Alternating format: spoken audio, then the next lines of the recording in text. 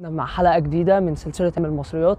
هنبتدي النهاردة ان احنا عشان نعرف التاريخ هنبتدي نسأل ايه هو التاريخ او ايه اللي بدأ في التاريخ.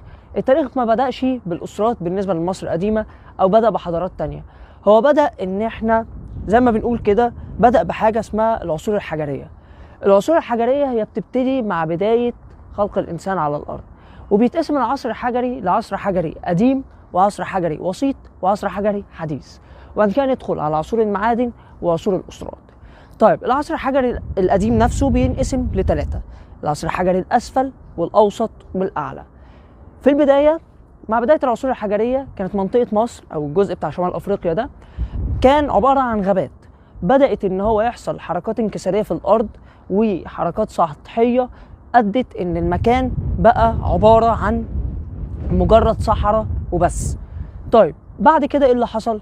بدأ الإنسان يتنقل لحد ما ابتدى يسكن وادي النيل أو منطقة وادي النيل اللي احنا موجودين فيها، وبعد كده بدأ إن هو يبتدي يعرف أو يستخدم الحجر في حاجات بسيطة، إن هو ابتدى ياخد الأحجار يعني يهذبها بشكل معين بحيث إنها تبتدي يبقى زي ليها نصل أو حاجة مدببة إن هو يقدر يستخدمها، إن هو يقدر يصنع سلاح، يقدر يصنع حاجة يقطع بيها، يقدر يستخدم حاجات تانية.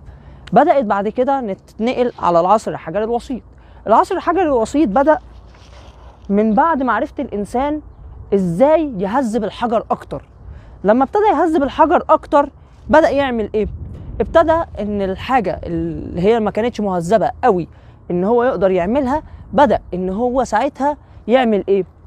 يتحرك بيها أو يهذبها أكتر لحد ما بقت أكتر في النصل بتاعها أو أكثر إن هي مدببة أكتر. بعد كده بدأ الإنسان يتنقل للعصر الحجري الحديث.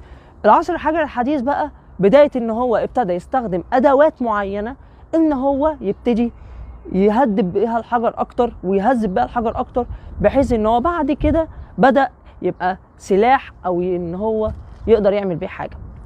ومع بداية العصر ده ابتدى الإنسان يعرف حاجات تانية، ابتدى يزود الصيد، ابتدى يعرف حاجات أكتر عن البيئة المحيطة بيه، بدأ يعني يهتدي أو إن هو يعرف حاجات أكتر عن اللي حواليه. بدأت تظهر عنده فكرة الآلهة، بدأت تظهر عنده فكرة إن أنا إزاي أعيش من كتلة فردية في كهوف أو في مغارات إلى إن أنا أوصل لمرحلة إن أنا أبتدي أخد أو أعيش في تجمعات أو في حاجات أكتر من كده، وأبتدي أعيش في زي ما بيسموها اللي هي القرى أو مدن. وبدأت نشأة القرى والمدن.